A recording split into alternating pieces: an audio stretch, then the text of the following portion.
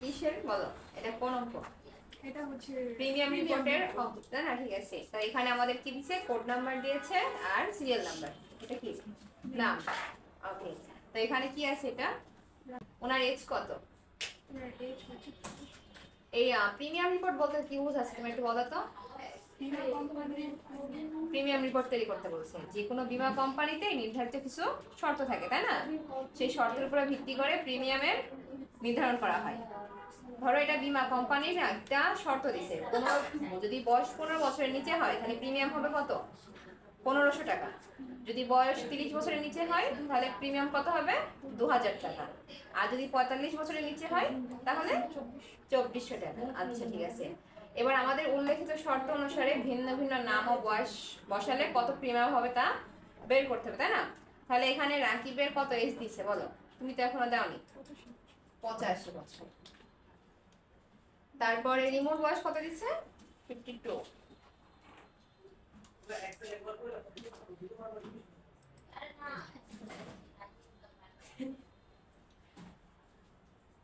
তারপরে আছে 35,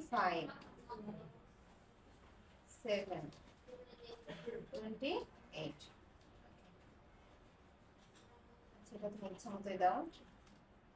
31। আচ্ছা, সূত্র কি হবে বলো?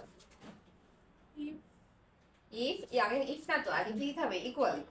ইকুয়াল দি তারপরে কি দিতে হবে? ইফ। ইফ দাও, ইফ দাও, বড় হাতের দাও। ইফ, ওকে। তারপরে কি দিতে হবে?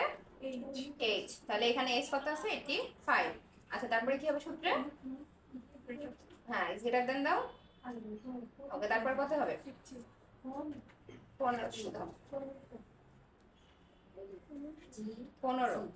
তারপরে কমা দাও। হ্যাঁ, তারপরে কত দিচ্ছি? 1500 দাও। সেখানে যেহেতু 15 বছরের নিচে আছে তাহলে কত? 1500। ওকে, আবার কমা দাও। আবার ইফ দাও, সূত্র বসাও আবার। Bracket,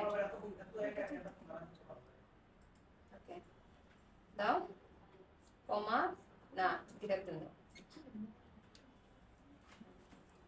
30, comma 2000, comma if.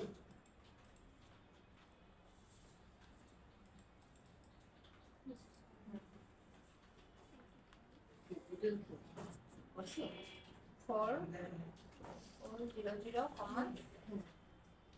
28। হ্যাঁ, ব্র্যাকেট দাও, ক্লোজ করো। ঠিক তিনটা হয়েছে, এটা দাও। বেড়াইছে রেজাল্ট, তাহলে কত হলো? 2800 টাকা। তাহলে এখানে প্লাস পয়েন্ট ধরে নামাই দিলে সবগুলো রেজাল্ট বের হয়ে যাবে।